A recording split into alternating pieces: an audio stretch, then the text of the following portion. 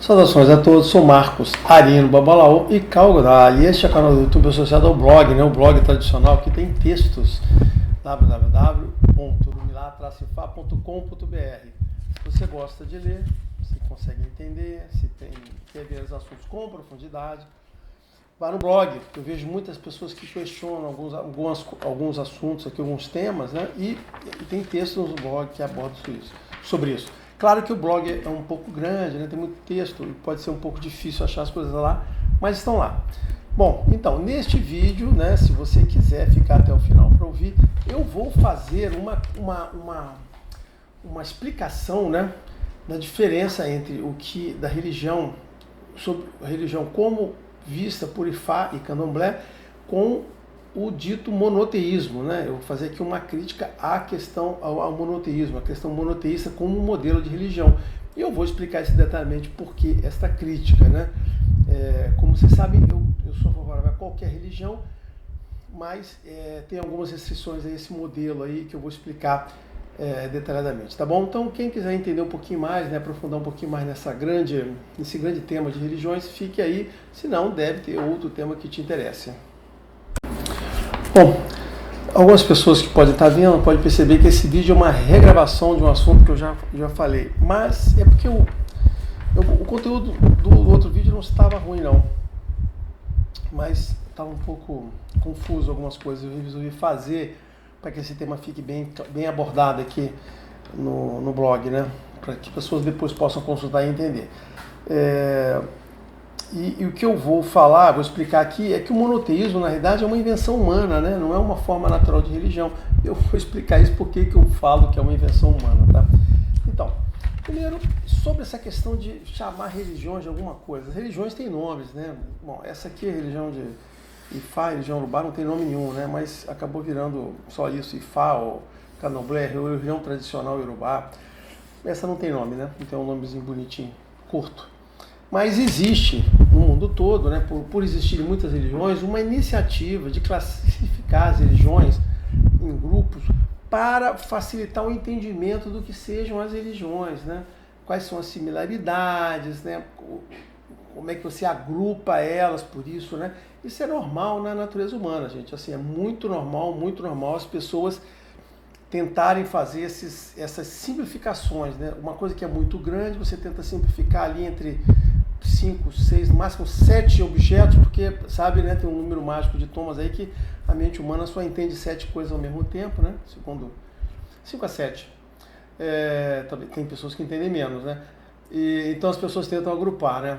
Sendo que, na verdade, o natural das pessoas é tentarem reduzir tudo a 2, né? Então, que é o que acontece com esse caso desse tema de religião, né? Vira monoteísmo versus resto, versus paganismo. Mas na verdade não é isso, né? Mas então é isso, né? As pessoas tentam simplificar para entender o complexo. E esse ambiente religioso é de fato bastante complexo, né? Tem muita variedade as religiões. Alguns podem perguntar, mas por que tanta variedade? Isso vai estar em outro vídeo que eu vou falar, mas tem muita variedade porque religião é um fator humano, né? Olha só, religião, o que é divino é Deus, Deus é divino. Todo o resto é humano. Então, a religião é humana, os textos são humanos, a teologia é humana, tudo é humano. Então, quando existe um fator humano nessa elaboração dessa religião, dessa coluna, né, dessa vertical que nos liga a Deus, então existe muita variação. Humanamente falando, tanto vão existir erros como vão existir variações. Então, o tema fica complexo por causa disso. De forma geral, eu poderia dizer a vocês que existem, assim, para o pessoal que gosta de binários, né? Tem 2 grandes grupos. O grupo teísta, que é o pessoal que acredita em Deus, o grupo teísta, e o grupo deísta, que ou não acredita em Deus, ou acredita que Deus é alguma coisa meio onipresente, meio etérea, que não está isso aí, né? Então são 2 grupos importantes, né? E, claro, eu sempre estou no grupo teísta, né? Aqui o Fá é teísta porque acreditamos em Deus. Existe a divindade presente na religião, então é o grupo teísta. Aqui esse é o grupo onde a maior parte das religiões está. O grupo deísta, esse pessoal da natureza, do mundo, de Gaia, se não me engano, né? Aquele pessoal que vê o contexto como todo o universo, a natureza é o Deus. Em alguns aspectos, o modelo, algumas pessoas dizem que esse é o modelo do Spinoza, né? Mas os ateus ficam no modelo deísta, né? Que acham que, na realidade, as coisas funcionam porque funcionam, que está aqui. Então, se você quer ter interesse, existem os primeiros dois grandes grupos são esses dois grandes grupos, teísta e deísta. No grupo de teísta, hoje em dia, eu vou estar falando aqui só sobre três partes dele. Nós temos o politeísmo, que eu vou falar muito rápido, só para fazer uma referência comparativa. Basicamente é um grupo de controle. O politeísmo, eu vou falar de enoteísmo, monolatria e também de monoteísmo, que é uma variação da monolatria. Tá? Então, sobre isso que eu vou estar falando aqui. Havia um site que falava muito bem sobre religiões de forma geral. Eu acho que podem existir outros, é que eu não conheço, eu só conhecia esse, que era o chamado Religious Tolerance, www.religiostolerance.org, se não me engano. Só que esse site saiu do ar. Eu ainda tenho acesso a alguma parte do conteúdo dele, que era bom, que é através do archive da web, né, lá que já foi apagado, não existe mais, mas no archive da web você consegue acessar ele. Então até busquei alguma parte do conteúdo, porque tinha algumas coisas que só tinha lá. Ele se dedicava a isso, a documentar as religiões e tal. Ele tinha uma estrutura meio complexa, às vezes ficava difícil de achar as coisas vão sendo agregadas, mas ele não tinha só ideias não, ele tinha muito links. A pessoa dava algumas explicações lá e passava o link onde você conseguiria obter mais informação sobre aquele tema.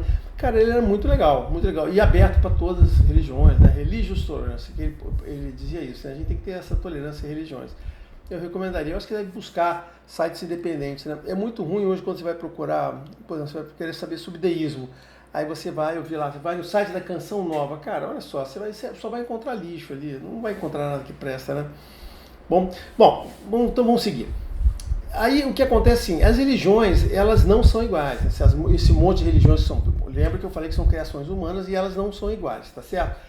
Mas eu vou dizer que minha observação é que elas são muito similares. As religiões são muito similares entre si. E isso é natural, porque nós estamos, em princípio, nós estaríamos tratando do mesmo Deus, que é uma das teses que eu concordo, né? E que quem abordou isso com bastante lucidez, né? Talvez profundidade, foi o Guénon, né? O Guénon, ele abordou isso e ele chegou lá, né, dizer que as religiões tinham na estrutura dela essa similaridade esotérica. Ele buscava, né, ele buscava na religião o entendimento dessas estruturas similares. Então, apesar da prática, da estruturação ser diferente, e vou dizer mais uma vez, é natural. Religiões são criadas por seres humanos, não por Deus. São homens que criam religião, não é Deus que cria a religião, tá? Mas as religiões tinham a mesma estrutura. E eu vou dizer que depois dessa abordagem dele, realmente eu passei a observar, e sim, hoje eu encontro, e procuro, na verdade, procuro as similaridades de conceitos teológicos, de estruturas de comportamento, até mesmo de liturgias. Você vai encontrar coisas similares, que chegam no mesmo objetivo, o que me dá muita segurança do que nós estamos fazendo. E até digo assim, né, quanto mais similares elas são, quanto mais você encontra essas estruturas parecidas, de dualidade, de bem e mal, de duplo, ou seja, né? Quanto mais elas são parecidas, mais elas são naturais, ou seja, mais são originárias do próprio Deus, ou são derivadas de interpolações de outras versões de religião, que na realidade é que às vezes melhora o entendimento, né? Você pode ter uma religião um pouco mais antiga, que era um pouco menos rebuscada, as pessoas evoluem com o tempo, vão fazendo interpolações, criando novas versões melhoradas, inclusive. Não significa, não, o certo era original. Não, o certo não era original. A partir do momento que você melhora o seu entendimento, aquilo clareia, mais pessoas contribuem com aquilo, você consegue entender melhor aquilo e traduzir aquilo melhor para as pessoas. E pode surgir uma variação de religião interpolada de uma outra anterior. E que a seguinte certamente poderá ser muito melhor do que a anterior, tá? Aí eu digo assim também, né? Quanto menos similaridade nessa parte dessa estrutura, desse conceito de liturgias, de ritos, quanto menos similaridade você encontra, mais fácil ela ser apenas uma criação humana, uma invenção humana que o cara tirou da cabeça dele e não ser derivada de alguma coisa, tá certo? Então, quanto mais similar, mais autêntica, né? Mais uma coisa que o Guénon fala, apesar de toda essa similaridade, né, eu não prego, e o Guénon não falava, eu também sigo com a minha própria cabeça do mesmo jeito, dizendo que você não deve misturar religiões, você não deve montar uma salada de fruta que você pega um pouquinho de cada religião e monta a sua própria, porque você poderá não ter capacidade para fazer essa montagem, aí não é uma interpolação. A salada de fruta não é uma interpolação, tá? A interpolação precisa ter capacidade, ter consistência, ter conhecimento. A salada de fruta é só um erro, tá? Por quê? Porque as religiões, elas têm consistência intrínseca. Eu já falei isso aqui algumas vezes, alguém pode ter prestado atenção ou não, mas ela tem uma consistência intrínseca. As coisas têm amarração.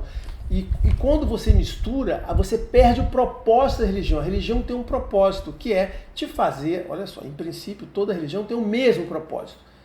Qual é o propósito de uma religião? Te fazer uma pessoa melhor, construir uma sociedade melhor, com pessoas que vivam melhor entre elas, que consigam conviver, contribuir, né? Consigam conviver, viver com harmonia entre elas mesmas e com o mundo todo. É isso que as religiões têm em comum e tem um propósito. Mas quando você mistura coisa, e tá, claro, outra coisa que também a religião faz é te dar o sentido da vida. Qual é o sentido da sua vida? Por que você nasceu? O que você deve fazer aqui? Né? O que, no princípio, Deus espera de você? Deus está aqui para ajudá-lo e suportá-lo? Existe isso? Você pode esperar alguma coisa de Deus e do divino? Então, isso é o que as religiões traduzem para você de formas diferentes. Por quê? Porque o entendimento humano disso é distinto. Pessoas entendem as mensagens melhores, piores, ou entendem de uma maneira e inventam outras, então as mensagens variam. Bom, mais uma vez, essas explicações todas que eu estou dando, eu espero estar sendo útil para vocês entenderem onde vocês estão situados. Eu acho que qualquer pessoa que está no meio da religião, tem uma fé e acredita, ela deve entender essas coisas que eu estou falando aqui, tá? Eu acho que é importante, como eu falei, eu não estou entrando no mérito qual é a sua. Eu sempre digo, adote uma, a sua será ótima, mas existem algumas coisas que você deve entender, tá? Bom, entre as formas mais comuns que sobraram hoje, nós temos o enoteísmo e a monolatria, tá? E por que eu estou usando essa frase sobre hoje? Porque as religiões foram evoluindo, foram sendo filtradas, condensadas, derivadas, interpoladas, e houve uma certa consolidação que era muito, acabou reduzindo, uma parte por culpa do próprio cristianismo que expandiu, como também as próprias pessoas, elas entenderam, viram religiões diferentes e fizeram opções. O bom senso direcionou elas a escolher uma coisa melhor do que a outra. Então é muito natural. Então os modelos que a gente acabou chegando hoje em dia são essas duas. Então, quando a gente está falando de uma religião hoje em dia, gente, você está falando ou de uma monolatria ou de um enoteísmo, sendo que o enoteísmo é campeão na forma que dá, e vocês vão entender, eu vou falar um pouquinho dele aqui, tá? Bom, o politeísmo hoje é raro. Assim, apesar de ser muito repetido, está na boca de um monte de gente, é impressionante a quantidade de pessoas que falam sobre politeísmo hoje em dia, sendo que na prática não sobrou praticamente nada disso. Esse politeísmo é uma referência histórica e usada de forma depreciativa. Eu tenho vídeos que eu já comentei sobre essa questão do uso do politeísmo e das expressões politeísta e paganismo com esse sentido, tá?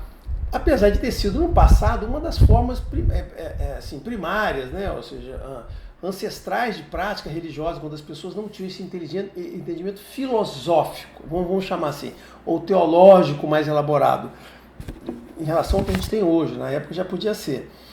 Então o politeísmo ele foi superado, né? Mas isso foi um processo que foi ao longo de séculos, cara. Demorou muito tempo. E apesar de você ter tantos séculos foram passados, as pessoas, na prática, você não encontrar nenhum tipo de, quase nenhuma manifestação disso hoje em dia, de fato, ainda tem muita gente que usa, né? Já falei essa frase, estou repetindo, me perdoem. Mas por quê, né? Porque o politeísmo ele foi substituído por um entendimento melhor da nossa relação com Deus, um entendimento melhor da divindade, que é o entendimento do Deus Supremo. O entendimento hoje, gente, no mundo que a gente vive hoje, na Terra inteira, no mundo, quando eu falo mundo, é mundo inteiro, o reconhecimento de uma divindade suprema é o que é comum a todo mundo, cara. Isso já foi superado. Precisou de muitos anos para isso? Sim, precisou. Mas esse é o entendimento. E o entendimento de uma divindade suprema, ele não é compatível com o modelo do politeísmo, que era um modelo muito simples e muito ingênuo, tá? E como eu disse que o modelo, que eu estou falando de politeísmo aqui, apenas como um grupo de referência, um grupo de controle para a gente entender os outros, né? Vocês já entenderam com essa expressão. Nem religiões, o mais importante é você entender a qualidade das relações entre divindades e nós. É isso que importa. Você não pode se apegar ao nome, nem à quantidade de relações. Olha, vou repetir, eu vou dar ênfase a isso. Pessoas que, ao avaliar uma avaliação, ao avaliar uma religião, ao fazer um juízo de valor com uma religião, elas usam como referência a quantidade de divindades, o nome delas, tá certo?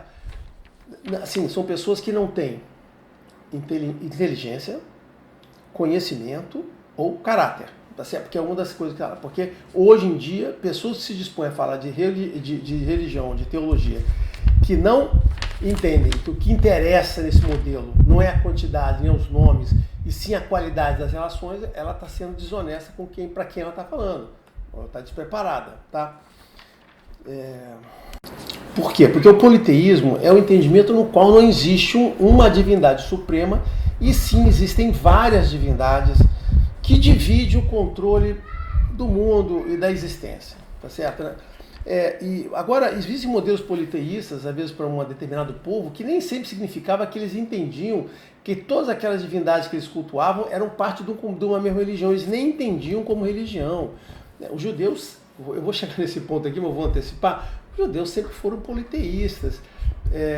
Mas dificilmente eu posso dizer que aqueles povos, aquelas tribos todas ali, nem posso dizer que é tribo, aqueles povos todos, aqueles locais, aqueles vales dele, eles entendiam que aquilo ali era uma parte de uma grande religião. Eles entendiam que olha, esse é o Deus, aquele é o Deus, aquele é o Deus. Eu vou falar para vocês que o pessoal de outros povos do mundo também é o mesmo sentido. Eu não sei se o pessoal que hoje é citado como politeísmo entendia esse conjunto de coisas como politeísta, tá?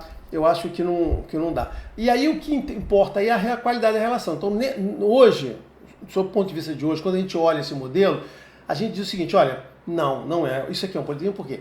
Porque a qualidade da relação é diferente. Todos esses são deuses, porque têm poderes superiores e concorrentes e equivalentes, tá certo? Ou seja, essas três coisas são importantes de ter junto. Tem que ter. E nos outros modelos não existe essa equivalência de poder, tá?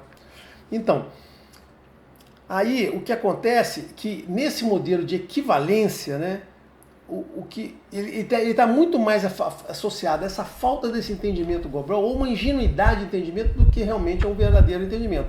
Tanto que, ao longo do tempo, esse modelo foi sendo jogado para lá, cara, foi sendo abandonado. E de forma muito natural, tá certo, né? Eu cheguei a conhecer alguns modelos, né, desses modelos politeístas. O modelo mais clássico politeísta que a gente tem é o modelo greco-romano, por isso que todo mundo fala dele. Realmente era um modelo mais ou menos assim politeísta. Eles dizem que era, no que pese, havia a presença de Zeus. Eu não estou aqui em condição de dizer que se era um enoteísmo ou não era, mas ele é usado como referência de politeísmo. Nem posso dizer que Zeus, no sentido do negócio, era um deus supremo. Podia ser só apenas um deus mais forte no entendimento. Lembra? Isso aqui é uma análise posterior da coisa toda. Mas, em geral, as religiões de hoje, ditas xamanistas, têm esse modelo politeísta de ser, tá certo? Né? Com divindades, com poderes concorrentes, competitivos. E aí você tem vários xamanistas, né? Você tem aqueles xamanistas lá da Península da Coreia, que tem um xamanismo bem interessante, o xamanismo chinês, tem mais do que um lá, também bastante interessante. Coisas que eu estou falando só coisas que eu conheci, tá? Que eu dei uma rápida pesquisada, fiquei curioso, entendi. Tem outro estilo xamanista, que é a religião do Havaí. Eu estive no Havaí 2 vezes. E aí me interessei pela região lá, fui em alguns lugares para entender como funciona, fui até em lugares de culto lá, para ver como era, visitei lugares antigos, né, arqueológicos lá. Até tem um livro que eu comprei sobre a religião deles, já li há muito tempo, já nem lembro tudo que vi. Fui num museu lá, conversei com pessoas, bem interessante a questão de como é que eles entendiam as divindades. Mas posso falar pelo caso do Havaí, E é o caso das outras, né? Talvez do xamanismo da Coreia, que foi superado pelo catolicismo, né? Basicamente, são superados, né? O xamanismo, né? A religião politeísta havaiana, de novo, eu estou chamando de xamanismo porque eu já vi de pessoas classificando elas assim, né? Então, não sintam, por favor, ninguém sinta que eu estou fazendo uma redução, é só um xamanismo. Não, eu estou dando uma palavra que engloba isso, né? Dos havaianos, era bem legal, as pessoas basicamente abandonaram aquela prática, deixaram de fazer, acharam a outra mais interessante, tá? E foi isso que aconteceu lá. Isso foi uma das curiosidades que eu tive lá no Havaí, foi perguntar para pessoas lá, e perguntei, cara, por que elas, a pessoa, cara, deixaram de praticar, ficaram interessante. E sobre isso existe um livro do Ido sobre religião, né?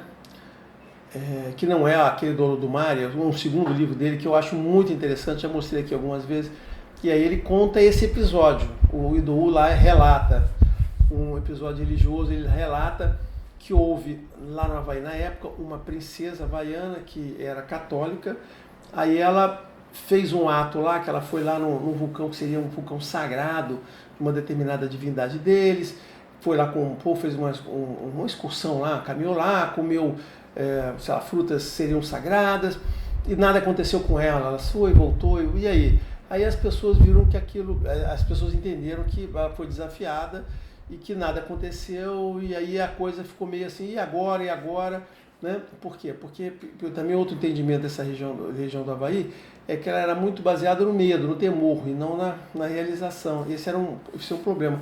E acabou se perdendo. Mas os mitos, as histórias da gênese, da criação, das importâncias das divindades é muito legal. E é isso que você tem que entender. Mesmo no greco-romano, mesmo na região grega, quando você quer um politeísmo, que o pessoal diz que é um politeísmo, existe um livro muito clássico chamado Teogonia. Esse livro é clássico, né?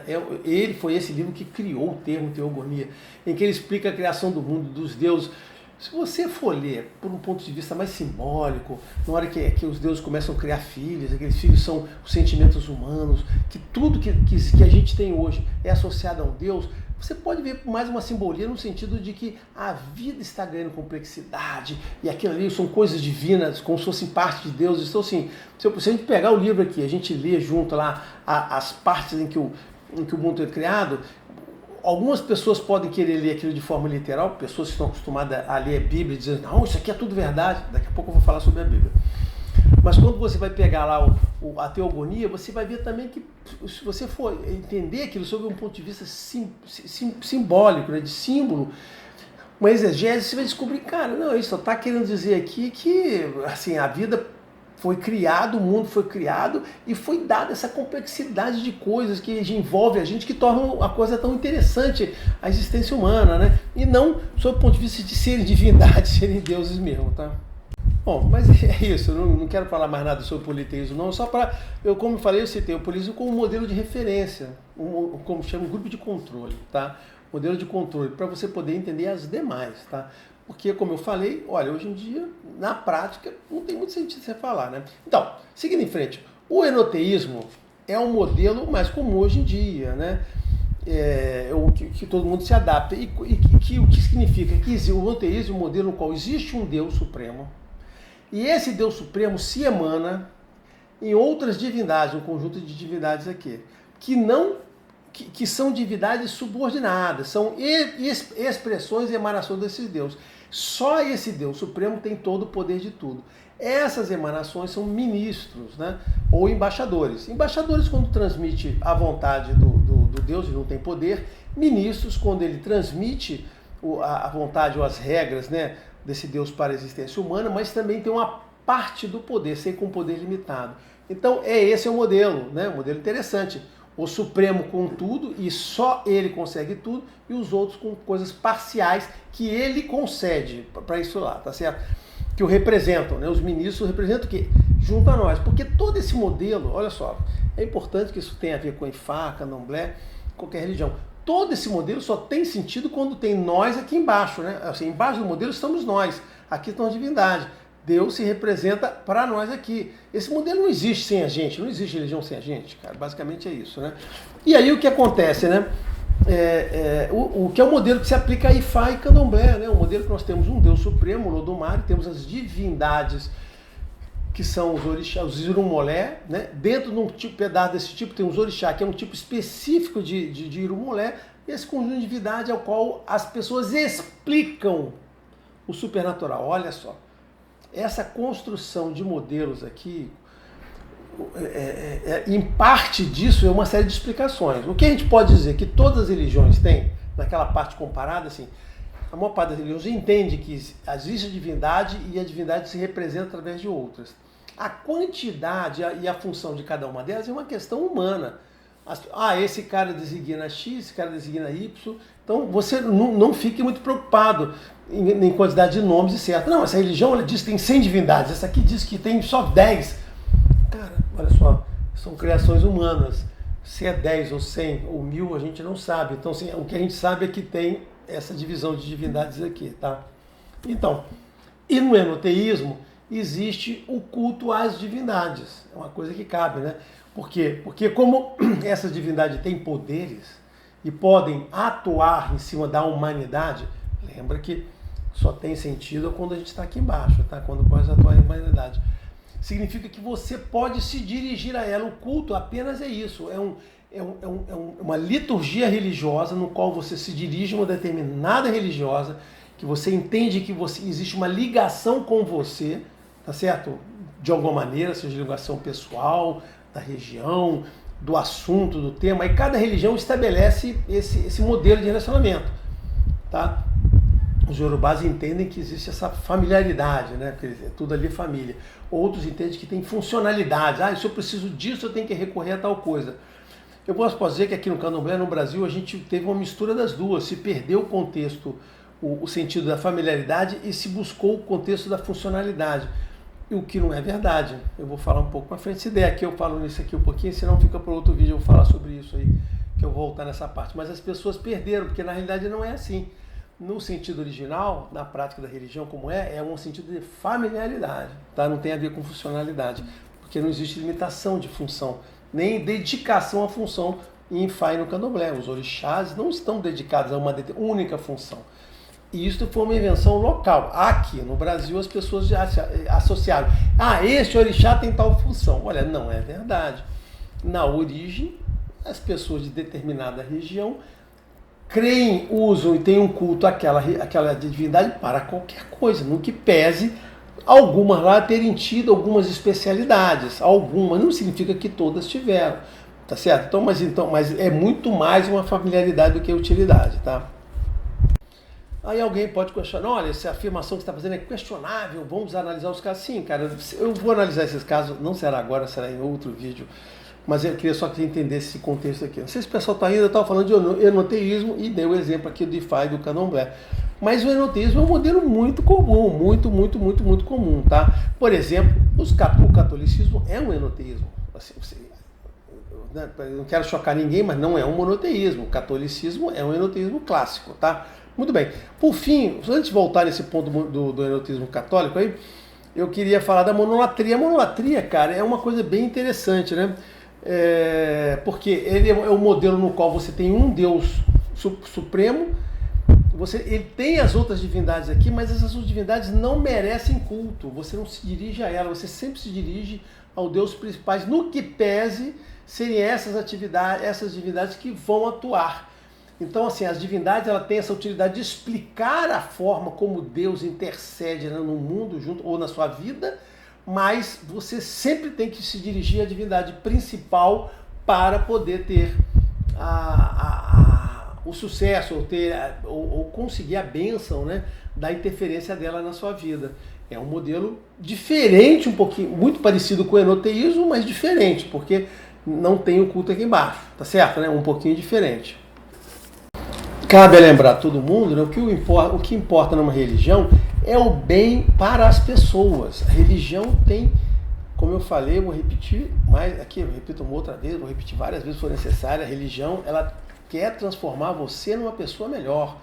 para que a sociedade seja composta de pessoas melhores, seja uma sociedade melhor, para que você possa trazer a beleza ao mundo, em termos dessas relações interpessoais, da comunhão entre as pessoas e do bem-estar pessoal e de todo mundo. Então essa é a finalidade, isso é o que importa.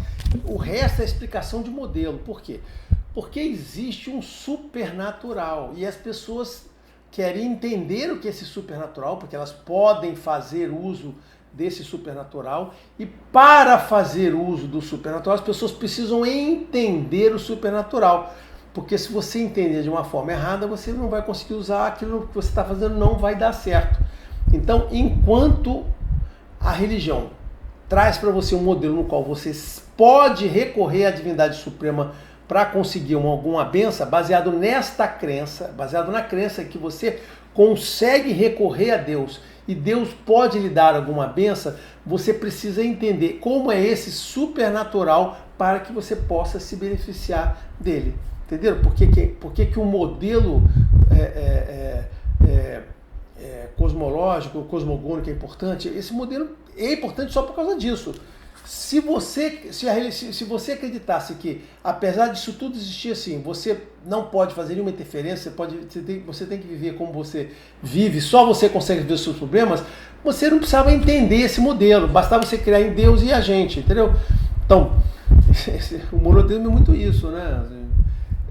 Vou voltar no final, essa coisa que eu falei agora é bem interessante, cara, não tinha pensado nisso não, mas posso voltar nisso aqui, né? Bom, por final, baseado nessa coisa de voltar às pessoas, essa disputa por Deus, qual é o Deus melhor, e pela fé das pessoas, é uma coisa exclusiva do abraamismo, né? Das religiões abraâmicas, né?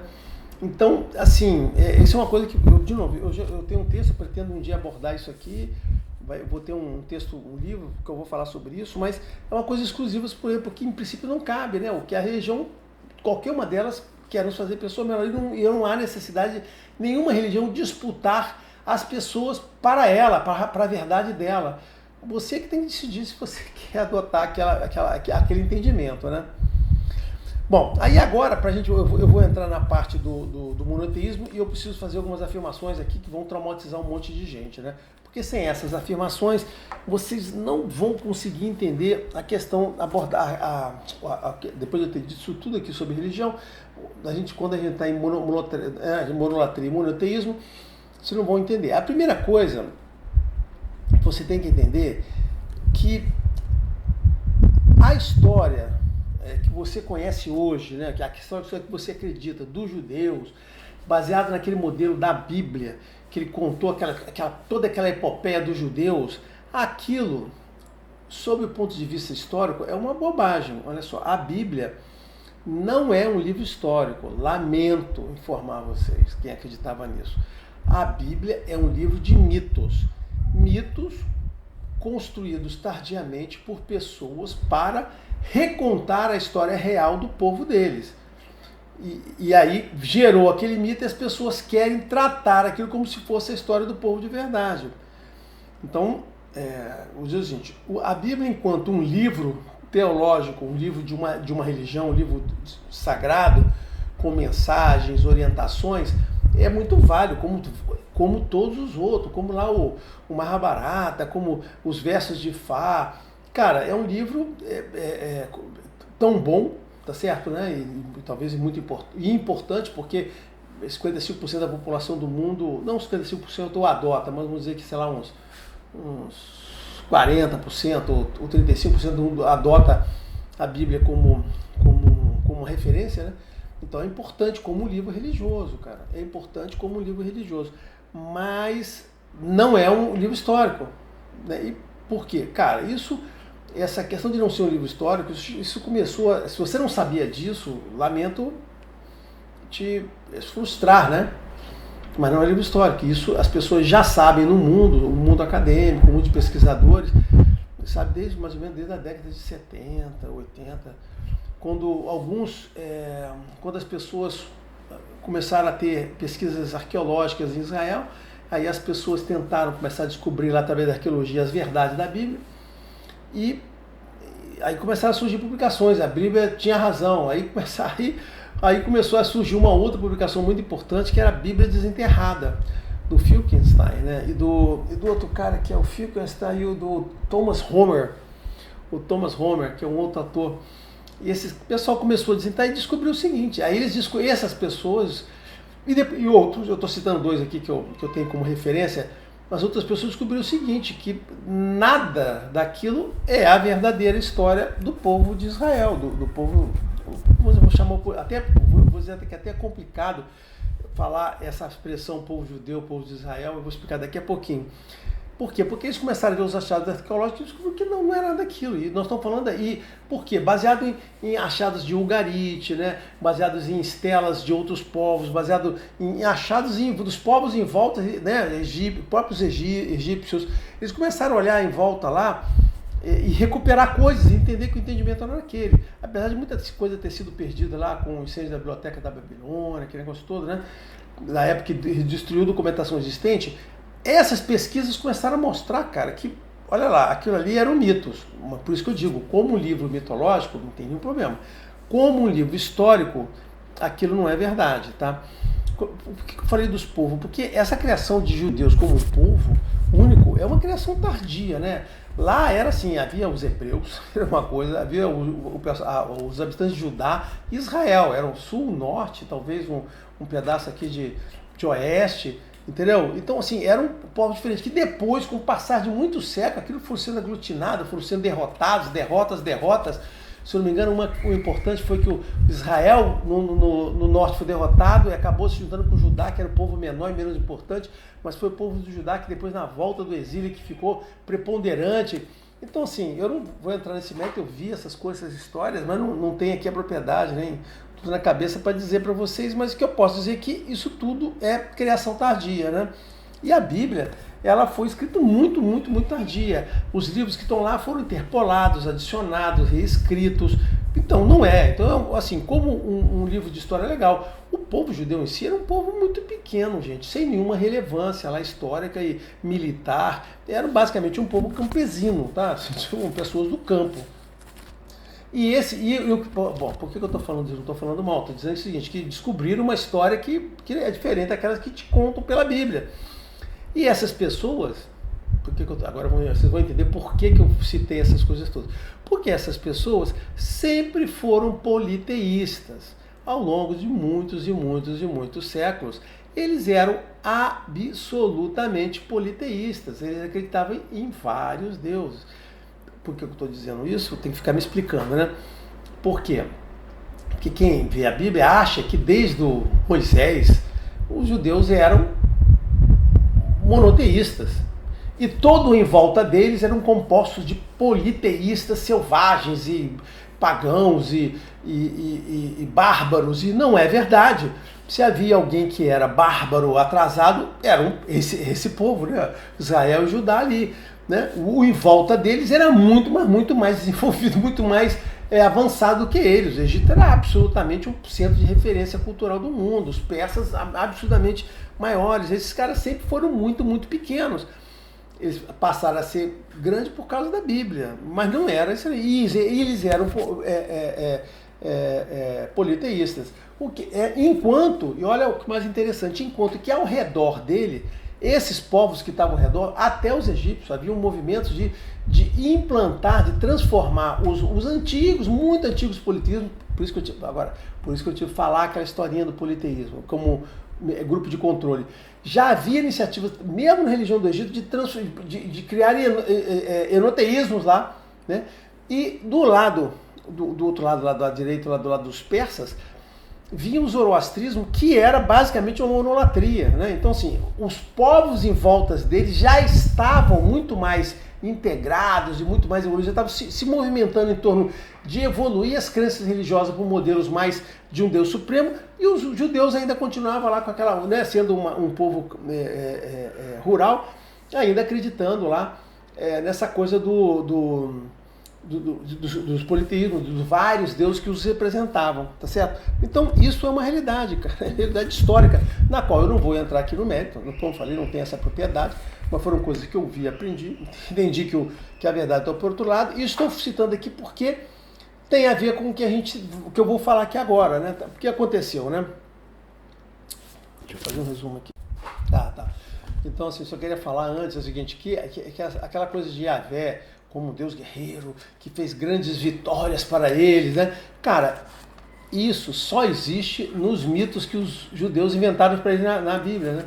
Para falar a verdade, o Êxodo foi uma grande vitória dos caras, aquele negócio da muralha que cai. Isso, gente, só existe na Bíblia e a historinha, não tem nada que comprove aquilo, né? Apesar de ter o Rodrigo, aquele pastor Rodrigo aí que fala, não, está fogo, né? Não, aquele dele falar ao contrário, fazer, ele fala muito bem. Eu gosto muito de ouvir as coisas dele, é muito ponderado para algumas coisas, eu gosto de ouvir o Rodrigo. Mas cara, ele representa um grupo de arqueólogos. Então, eu estava dizendo que existe nos arqueólogos um grupo de arqueólogos que andam com a Bíblia debaixo do braço para comprovar as coisas de qualquer maneira que eles acham. Existe um outro que é o grupo completamente cético, que existe para demonstrar que não tem, e tem um outro ali que tenta juntar as duas coisas. Ele pode dividir em 3 grupos aí principais aí de arqueólogos, mas está longe de ter um termo. Você pode entender que esse pessoal que fica comprovando a Bíblia é o pessoal que é teólogo e quer comprovar os temas dele, tá? O que é fato, para todo mundo entender, é que, de fato, houve uma coisa que é histórica. Tem uma parte aí na Bíblia que, claro que a Bíblia tem partes históricas verdadeiras. Tem alguns exageros, tem coisas muito inventadas. Né? Não estou querendo dizer que tudo é falso. É isso que complica, né? Às vezes você fala com um assunto, você vai entender o seguinte, cara, não, é uma mistura de todas as coisas lá. Coisas interpoladas, coisas verdadeiras e coisas falsas, né? Então, por isso que fica... como é que... Mais uma vez que eu disse nisso, as pessoas têm dificuldade de entender isso, mas tem que entender que ali tem as 3 coisas, e todo mundo quer entender A ou B. As pessoas gostam de maniqueísmos aí, né, cara? Porra, que é, inclusive, uma religião bem interessante, o maniqueísmo, tá? Foi, inclusive, muito influente para a formação do cristianismo, tá? Muito influente. Mas... desse tema aqui que eu estou falando aqui, a única coisa que interessa, o que eu queria dizer, resumindo, é que existem pesquisas que mostram que essa historinha de que eles sempre foram muito, isso não é verdade, tal, não sei o quê. E o que foi verdade que existiu, que foi importante para eles? Foi o exílio babilônico, né? E o que foi o exílio babilônico? A gente não consegue falar de monoteísmo se não falar de exílio babilônico. O exílio babilônico foi o processo que eles foram derrotados pelos persas. Olha só, os judeus foram derrotados por todo mundo em volta, persas, romanos, o quê? Mais uma vez, aquela coisa do judeu, exércitos invencíveis, é só na Bíblia, tá? Conta, historinha que eles se recontaram deles mesmos. No exílio babilônico, foram para a Babilônia, quem foi? A corte, 10% da população apenas. O exílio babilônico, significou apenas 10%, mais ou menos, da população foi para a Babilônia. Foram a corte, os aristocratas, o pessoal mais importante, os altos sacerdotes, foram para lá. O resto do povo continuou no povo, o povo campesino que sempre foi, tá certo? Esses caras foram para lá, tá? E isso foi muito bom para eles, você não tem ideia por quê? Porque era um povinho pequeno, mal informado, foi para o centro do mundo que era a Babilônia. Os persas grandes... Os persas grandes conquistadores, tá lá, a Babilônia era uma coisa rica, culturalmente falando, né? E eles passaram a tomar conhecimento de outra cultura, povos, riqueza, né? Então, assim, foi um exílio que, na verdade, fez bem para eles, né? E foi ali que eles aprenderam a religião dos persas, o zoroastrismo, que era uma religião altamente bem estruturada, com dualidade, com isso, com aquilo. Cara, o zoroastrismo foi uma religião importantíssima que influenciou várias religiões. Segundo algumas pessoas, tem origem védica, dos Vedas, gerou o zoroastrismo, eu vou repetir, muito importante como religião, muito bem estruturada. E os judeus, esses sacerdotes, quando entenderam aquilo, quando eles compararam o que eles tinham com aquilo ali, cara, eles pegaram aquilo tudo, cara. Os mitos assírios tiveram contato com aquilo tudo. E eles lá construíram a religião que se transformou no judaísmo. Isso é um fato, gente. Isso é um fato. Tanto para entender é o seguinte. O Ciro, que sucedeu o imperador anterior, né? Que eu não lembro o nome, mas o Ciro, ele... Então, o que aconteceu... Eu também me perdi com as interrupções aqui. O Ciro, ele libertou... Assim... A informação que eu tenho é que o exílio durou 70 anos. Tem gente que diz que foi mais. O Ciro libertou eles e eles ainda ficaram lá, libertos, 20 anos, se organizando para voltar. Eu acho que foi isso, né? Porque o cara, pode ir embora. Os caras ficaram 20 anos lá esperando para poder voltar. Aí, quando eles voltaram, cara, eles voltaram todo repaginado. Eu acho que tinha um tal do Zerobaião, que era o rei, né? Aí ele reconstruiu o templo de Jerusalém. Essa segunda construção do templo foi feita no modelo persa de templo, inclusive, ou seja, os sacerdotes, eles vieram totalmente influenciados pelo zoroastrismo. Tem gente que afirma, não estou dizendo que sou eu que afirmo, estou dizendo que pessoas que eu ouvi afirmam que o judaísmo é uma religião estruturada a partir do zoroastrismo, né? Que eles juntaram com as coisas dele lá, com os politeísmos que ele tinha, simplificaram as divindades e estabeleceram lá uma monolatria, ou seja, mas importada. Os caras já voltaram com a cabeça deles, vou estabelecer aqui. E assim, eles entenderam que tinha que acabar com um monte de deuses, com El, os vários El que tinha lá, o Baal, tudo era uma divindade que os judeus, hoje Baal na Bíblia virou um opositor. Não era lá, na época Baal fazia parte lá das divindades que eles cultuavam. Mas eles voltaram lá da Babilônia, reconstruíram, refizeram a religião, mas isso foi um processo que demorou algumas dezenas de anos lá, que eles foram mudando, e foram, eles inclusive deram, os sacerdotes, eles deram um sumiço com o rei, o Zerobaião, eu não sei, não estou falando o nome certo, né? Esse rei ali que voltou lá da Pérsia, ele foi sumido. Então acabou a figura do rei, ficou só os sacerdotes dando ordem no povo, e eles fizeram algumas coisas muito interessantes. Primeiro, eles estabeleceram monolatria, dizendo o seguinte: olha, a partir de agora, mas é só Yahvé. Yahvé era um desses muitos deuses que eles cultuavam lá. Aí ele convenceu todo mundo que só podia ser Yahvé, que o Deus aquele era Yahvé. Isso aí, só que para isso tinha que passar gerações, né? Você começa a fazer doutrinação para as criancinhas, aí os pais morrem, só sobra as crianças, viram pai, depois você leva 1, 2, às vezes 3 gerações para você dar essa limpada. Eles deram essa limpada, virou uma monolatria, e aí agora finalmente cheguei na parte que interessa para todo mundo aqui, que é a questão do monoteísmo, né? Por quê? Porque com a monolatria, o que eles fizeram? Junto com essa história da monolatria, eles começaram a estabelecer restrições, inventaram restrições. Então, a partir de agora, o nome de... Vocês não podem cultuar essas regras de, por exemplo, não pode ter imagens, essas coisas que o pessoal acha que nasceu lá no início da Bíblia. Não é verdade, não foi Deus que falou isso para Moisés lá, não. Foi os sacerdotes que, quando voltaram do templo lá, disseram que os caras não podiam ter imagens. Por quê? Porque eles queriam obrigar que as pessoas, para fazer o culto religioso, fossem ao templo de Jerusalém. Então as pessoas tinham que se deslocar das vilas dela. Porque acontece o quê? Lá nas vilas dela, as pessoas tinham lá as capelinhas dela, o templo com as imagens, sempre tiveram imagens aos montes. A Bíblia está repleta de imagens, ou seja, Deus mandando ele construir imagens, anjos, querubins. Cara, isso é a consistência nenhuma, né? Então, aí eles fizeram as pessoas irem para o templo. Primeiro fizeram ir para o templo. Depois eles proibiram, as pessoas não poderiam mais falar o nome de Yahvé. Por quê? Porque elas não queriam que as pessoas fizessem cultos ou pedissem coisas, cultos religiosos nas cidades. Elas tinham que ir para o templo lá. E lá no templo elas podiam ser controladas, inclusive aí cobravam os impostos, taxas, porque as pessoas não remotas, só quando você chegava lá que você era cobrado. Segundo pessoa. Então começou um contexto de controle civil, né? Político civil, virou um contexto político teológico.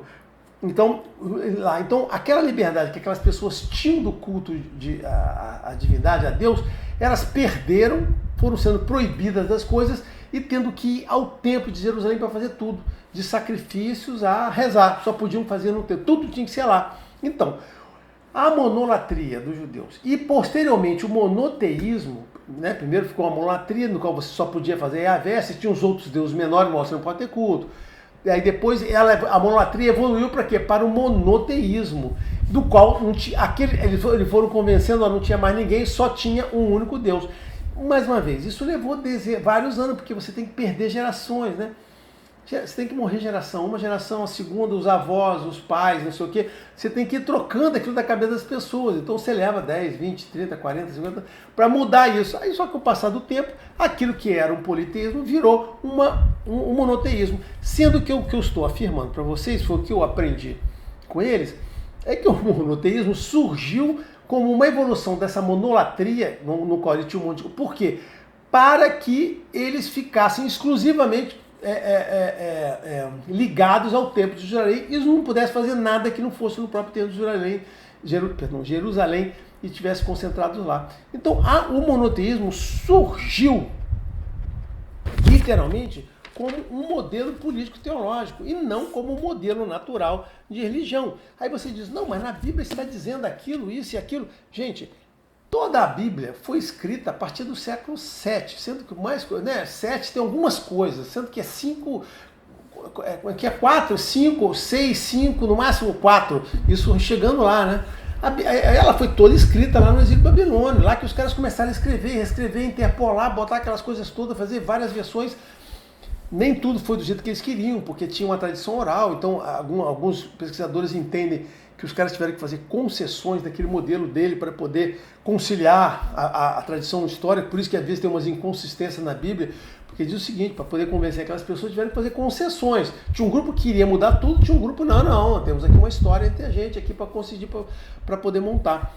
E aí o monoteísmo, então esse monoteísmo que você acredita que existe, surgiu justamente desta junção político-teológica no qual eles queriam banir o culto independente das pessoas e colocar elas exclusivamente ligadas ao Templo de Jerusalém. E aí surgiu o monoteísmo com uma série de teses que são completamente insanas, né? No monoteísmo você tem um Deus único, e aí para que seja monoteísmo eles criaram a tese do Deus onisciente, onipresente, no qual a gente, por exemplo, em Fá, o nosso entendimento do Deus Supremo é que ele não é nem onisciente nem onipresente, né? Ele necessita das emanações das divindades, de Exu, de oráculo, para poder ter conhecimento do que está acontecendo aqui. É um modelo muito natural, né? Não, mas no modelo monoteísta, os caras criam teses teológicas doidas, completamente absurdas, que falham o bom senso. O bom senso, se você for pensar aquilo com um pouco de inteligência, você vai entender o seguinte, cara, esse modelo não faz sentido. A proposta, você tem que tirar seu cérebro para poder acreditar naquele modelo, que foi uma evolução disso que aconteceu com o catolicismo, né? Vou falar de cristianismo, que envolve também o modelo protestante. O cristianismo também, né? Os caras começaram com um modelo, tiveram que ficar adicionando, criando teologia do lado ali no papelzinho, e aí cada tese que vira uma coisa forçada, mas quando você para imaginar esse modelo demoníaco, de inferno, não sei o que, de danação, de ser condenado, esse modelo não faz nenhum sentido, gente, não faz nenhum sentido para a vida, para a existência da vida, para a criação. Tem lá os calvinistas dizendo que a pessoa já nasce condenada ao inferno. Não tem sentido, cara. Olha só, mais uma vez, você tem que participar da religião, você não pode tirar seu cérebro para participar da religião. Essa é uma grande crítica que os ateus fazem, né? Dizem que o pessoal que é religioso é descerebrado. Eles têm razão, porque existem algumas coisas que as pessoas concordam e para isso tem que ser descerebrado, mas não é verdade. Eu não tenho culpa se tem pessoas que inventam teses teológicas completamente absurdas e retardadas, e as pessoas, para acreditar naquilo, tem que pegar e apagar o pedaço do cérebro delas e agora eu entendi. Não pode, as coisas não vão combinar dessa maneira. Entendeu? Então, aí chegando ao nosso final dessa conversa aqui, nessa longa conversa quase de 1 hora, que não era para ser isso não, mas foi isso, quase 1 hora, que eu queria dizer isso, né? Que o monoteísmo, ele surge de uma derivação de uma coisa normal, que era a monolatria, e a monolatria, vamos voltar na diferença, uma divindade suprema com outras divindades embaixo aqui, né, mas não tem culto, você faz culto à divindade suprema, tem outras aqui, mas são as que representam, são embaixadores e ministros, aquele negócio todo, mas sem culto estabelecido para ela, sendo que no enoteísmo tem. O monoteísmo, ele raspa isso tudo, transforma tudo naquela coisa lá e não esquece todo o resto, vão ficar aqui. O que acontece é que na prática o monoteísmo é muito teórico, né? Porque os judeus entendem a existência de divindades aqui, mas dizem que não tem. Não são tantos, não são anjos, né? E quando você chega no modelo católico, não só o Deus Supremo, ele é representado, superado por uma trindade, com pessoas que fazem cultos à parte da trindade, né? Tem pessoas que cultuam a trindade, não é a mesma coisa, não é o uno. Não, é o 3 e a 1. Essas coisas são as pessoas falam e as pessoas acreditam. É 3 e a 1, como é 3 e a 1, gente? Assim. Então tem uma trindade que você tem culto, né? Tem gente que faz culto ao Espírito Santo, tem gente que faz culto a Jesus, tem gente que faz culto a Deus, As coisas são diferentes lá. E você faz culto às divindades que estão aqui. Santos tem culto, não sei o que, Virgem Maria tem culto a ela, né? Os santos têm, então existem cultos àquela, em princípio, aquela divindade eleita, nascida, escolhida. Isso não importa, gente, não importa se foi natural ou não, anjos têm cultos. Então, assim, aí você pega isso tudo aqui e diz, não, nada disso, não é enoteísmo, isso aqui é monoteísmo. Tá certo? Então, cara, no final, o meu entendimento é que esse negócio do monoteísmo continua sendo um modelo teórico de papel, que no mundo real não tem, tá? A gente aqui em Fá e no Candomblé, pelo menos a gente reconhece, não, cara, nós só temos, tem divindade principal, tem outras aqui, somos um enoteísmo clássico, cara, que não tem problema, mais uma vez, que não tem problema nenhum, cara, você pode ter, né, N modelos com mais culto ou menos culto, e não faz a menor diferença. O que faz a diferença é a forma como você desenvolve a sua religião, a sua relação e o objetivo dela, tá certo? Bom, enfim, espero que tenha tido alguma utilidade essa longa conversa, tá certo? Um abraço a todos.